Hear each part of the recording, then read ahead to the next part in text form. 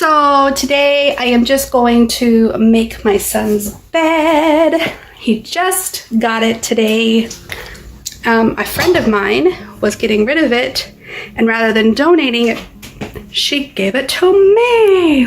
I had this extra box spring from back in the day when I had this as my bed before the day bed came into play. So this extra box spring had no purpose, but now it has a purpose, and now it's going to sit on top of this little bed and make my 13-year-old son feel right at home. I'm gonna make his bed with his new bedding. This will be my daughter's bed. Maybe I'll make her bed also.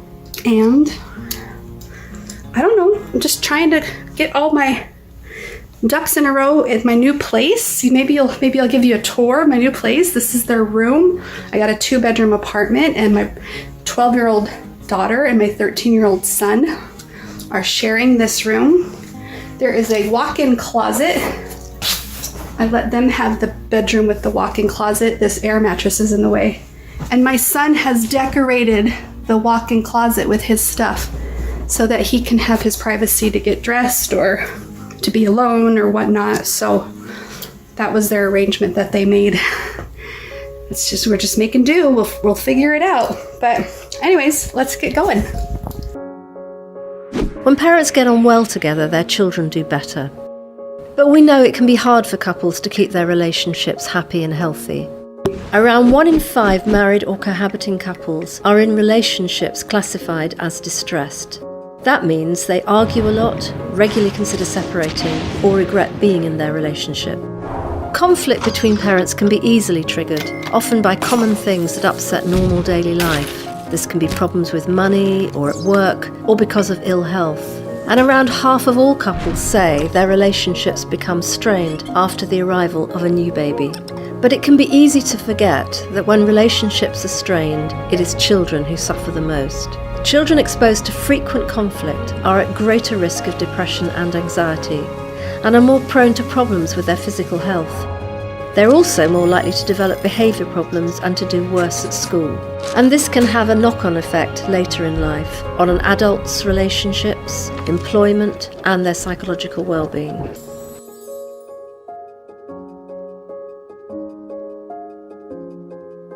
Should I stay for my kids? This is a question we get all the time, seriously. Chris wrote, and I'm so happy you did, Chris, because this gives me a chance to hit head on a question that so many people struggle with.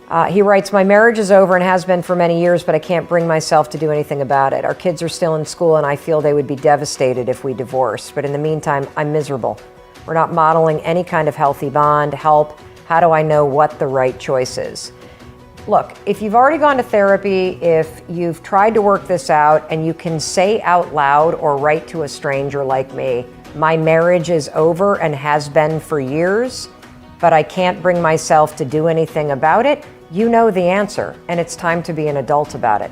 And I hate it when adults use their kids as the reason for why they can't have this difficult conversation, because that's what you're actually talking about. Dark tripod. Can you see that okay? Okay.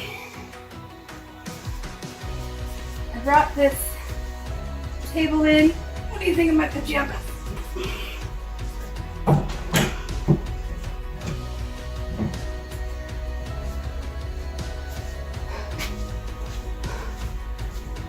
Okay. I'm gonna towel. Instead of making your kids the reason why you stay in something that makes you miserable and is unhealthy for everybody, why don't you make your kids the reason why you leave? It's going to take courage to leave. It's going to take a maturity about fighting for your happiness. It's going to take emotional resilience. It's going to take a level of self-awareness to be able to conduct yourself through the change in a way that is empowering and positive and supportive. My daughter wanted the table by the window. So when she gets here, she's going to love that I got the table for her by the window. These came from my storage shed.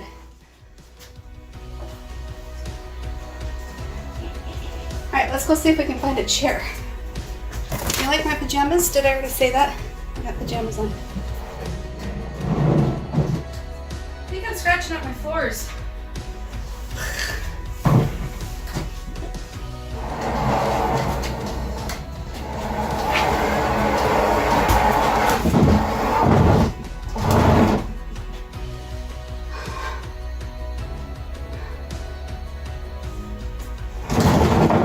I said I was gonna get a chair, didn't I? Well, instead of a chair, I got another table. You didn't say you hated your spouse, you said you were just miserable together. What I want you to think about is how you end this in a way, and you do it so it is a powerful example for your kids. Do it for your kids, and don't stay in this because of them. My knee is starting to hurt. It's doing pretty good. Did I tell you I got a second job? I start tomorrow. I'm gonna be working 3 hours tomorrow on my feet. It's the first time I've been working on my feet in almost a year. Yeah. You know, I've never had to have this conversation with my kids, but I've talked to a ton of friends and family members who have had to have that horrendous conversation where you sit the kids down, who, by the way, know it's coming. They know. So, I might get two chairs if I can find out what I did with them. Right back. And, you know, we underestimate what your kids actually know is going on. They pick up on the fact that you don't like each other. They pick up on the fact that you're not emotionally connected. Yeah, you're going to sit them down. Yes, it's going to be the worst day of your life. Yes, it's going to be traumatic. Yes, it's going to be sad as hell. But it is an event, and it will not scar your kids for life. But what will scar your kids for life, and this is based on research, it's based on what most therapists say, what scars your kids for life is living a sad and traumatic existence in a household with two parents who can't stand each other. Found one chair. I know I have two of these.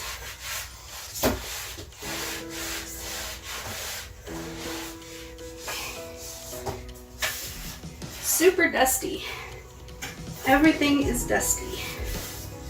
That level of tension, whether there's arguing or just as bad, disengagement and disinterest. Disengagement and disinterest between you and your spouse can trigger fears of abandonment in your kids that last into their adulthood.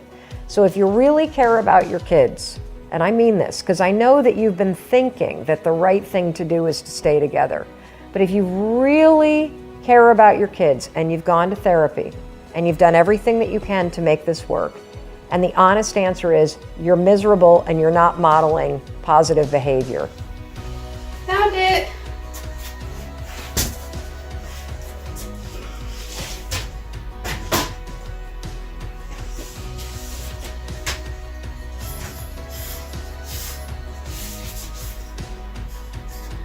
Okay.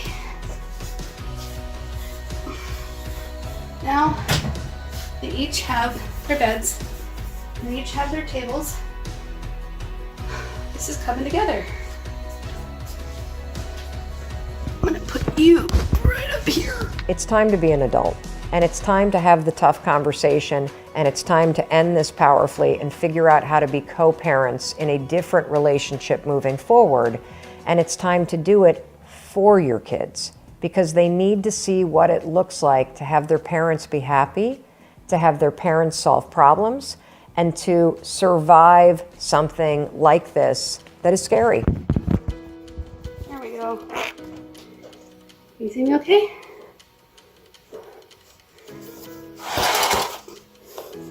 How's that? Okay. So can you see this area? This dresser is gonna go right here. And all these boxes are gonna go. I know when you tell the truth, and I know when you speak from your heart, and I know when you're deliberate about how you handle this, that you will do it in a way that makes you and your kids better in the long run. From the looks of the living room, you can't tell that I've done anything except make a bigger mess. But at least this bedroom will be finished. When they are fighting, it's like, don't get in their way. That's something I've learned. Don't get in their way. At my dad's house, I take a bath. And at my mom's house, I take a shower. It's not like what you think, really. We're still a family, but we don't live in the same house anymore. That's all.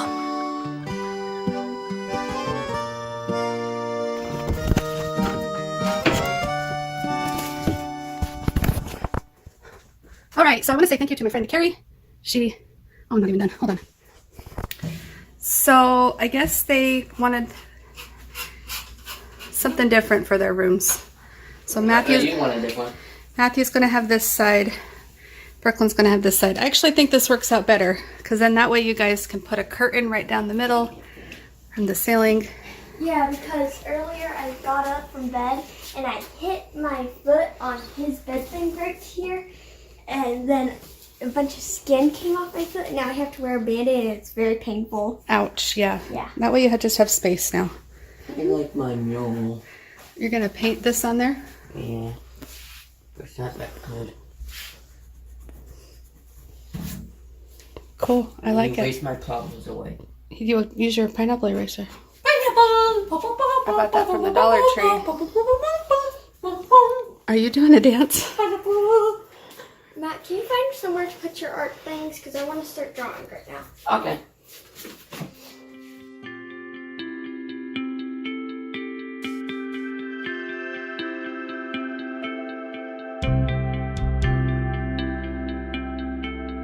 Thank you.